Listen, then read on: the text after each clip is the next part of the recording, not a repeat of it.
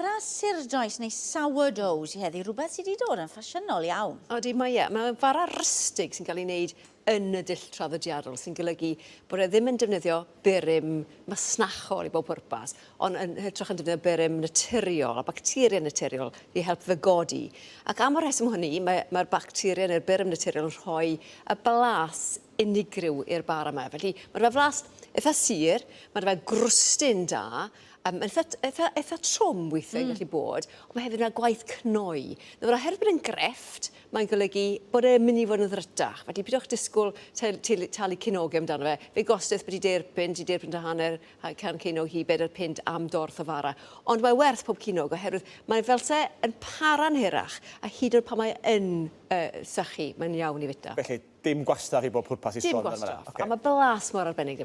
Os rhywun ffansi cynnig ar ei wneud o, ydy hynny'n bosib? Wel, odi mae e. Nawr, ar ôl gyntaf pan chi'n edrych ar y dechrau, mae weld yn gymleth iawn. Ond y tip gorau sydd da fi, achos fi wedi bod yn neud ers rhyw 2 blynedd nawr, neu 2 blynedd, yw bod chi'n dewis un rysait a cadw'r amodau i gyd yn gyson. Felly, chi'n dewis rysait sy'n defnyddio'ch bara fflwr gwyn, bod chi'n defnyddio y dŵr tymheredd cyson, a wedyn bod chi'n mynd ati fel yna, a wedyn chi wedyn ymrywio pethau pan ych chi'n dod yn fwy hyderus. Right. Nawr, peth cyntaf chi'n gorfod wneud yw'r starter, sef y berym i bob pwrpas. Right. Felly, mae hwn yn cymryd rhywbeth thefnos i wneud, cynhwysion syml, fflwr, dŵr, na fe. Mae'n cymryd bythefnos, cyn bod ti'n dechrau ar y dorf. Bod chi'n dechrau'r dorf, ydy hwnna falle yw'r her gyntaf. Mae'n pwynt eich ein ar noswenar a gobeithio am dorth ar dysadwn. Ond os chi'n nabod pobydd, yn aml iawn maen nhw'n fod yn rhoi peth i chi, neu gwerthu ychydig bach, neu ddim costi lot i chi. A dim ond ychydig bach sy'n eisiau gychwyn. Felly, unwaith bod y starter yn dechrau mynd, dyma sydd da fi fan hyn yn y blaen mewn potyn bach,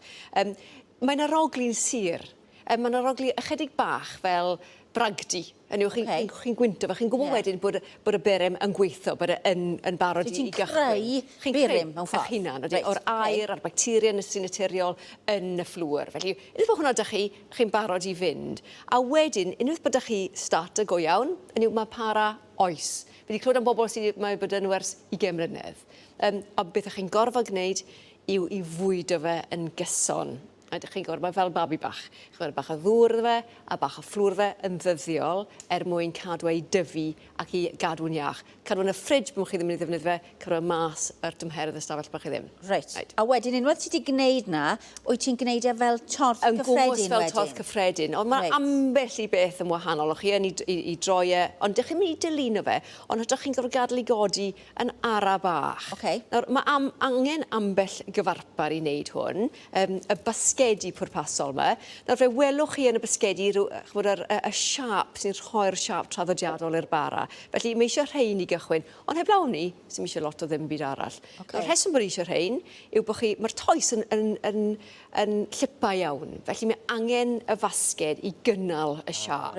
Nawr, unwaith bod y toes yn y fasged, ych chi wedyn i rhoi e mewn yn y ffridge dros nos, anghofio amdano fe, ac yn ystod y cyfnod yna, mae'n eiddfedu.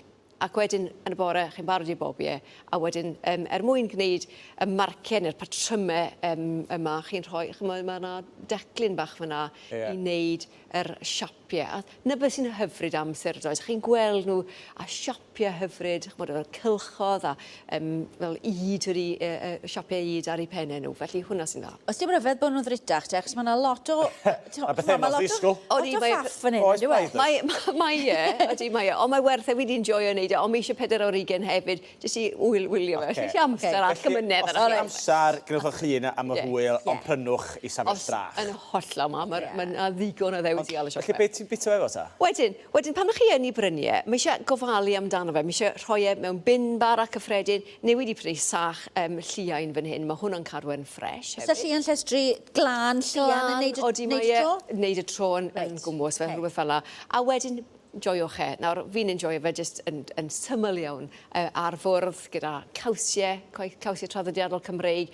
A wedyn ffrwythau sy'n ei tymor, mae fi fe chi'n galw gellig fyna, ffigys ffres, cnau yn dechrau dod mewn i tymor, felly nyr ffordd i fwynhau e. Ond pan mae fe'n sychu, eich chi dal yn gallu fita fe. Nawr, os mae'n sychu, rhowch bach o ddŵr ar ei pennau, a mwyn i edfywio fe, rhoi e mewn yn y ffwrn, ac mae e fel sy'n ffresna fel lan yn syth. Neu pan mae yn sychu, mae'n neud tost mwyaf bendigedig. Torrwch yn drwchus a wedi rhoi bach o gaws gafar, bach o ffigys ffres, bach o fel drosto fe. Mae e'n gwneud tost hyfryd jyst gyda marmalade neu bach o fenyn, lot o fenyn. A wedyn croutons hefyd. Nawr, ni'n dechrau dod i gyfnod o swps, yn dyn ni. Felly, gwnewch croutons i fynd gyda'ch swps. A wedyn wedi gwneud salad bach cloi fyna gyda croutons, a bach o parmesan ar y croutons, bach o garlleg, a wedyn caws gafar mewn o'n hwnna gyda'r dail cymys. Wel, hwnna'n arbennig o ddafyd. A wedyn, brwys am bara? Brwys yn bara. Hyd yn oed y tymidau bach sydd ydych chi ar ôl. Sym eisiau gwastraffu nhw, brwys yn bara, blitswch nhw mewn prosesydd bwyd, os ydych chi prosesydd bwyd, a defnyddiwch hwnna wedyn i wneud beth bynnag chi moyn. Joiwch e, mae wedi bod lot o waith i chi, joiwch e. Felly mae'n gallu bod yn seren y sioe ben ei hun, ond eto, dim gwastraff, felly chi'n cael gwerth pob ciniog allan o'r torth. Ffantastig. Alison, diolch yn fawr iawn i ti. I dysgu rhywbeth am fara sy'n Yndw, Mae'n parchu edrych fe'n codi. Dwi'n dysgu, dwi'n mynd o.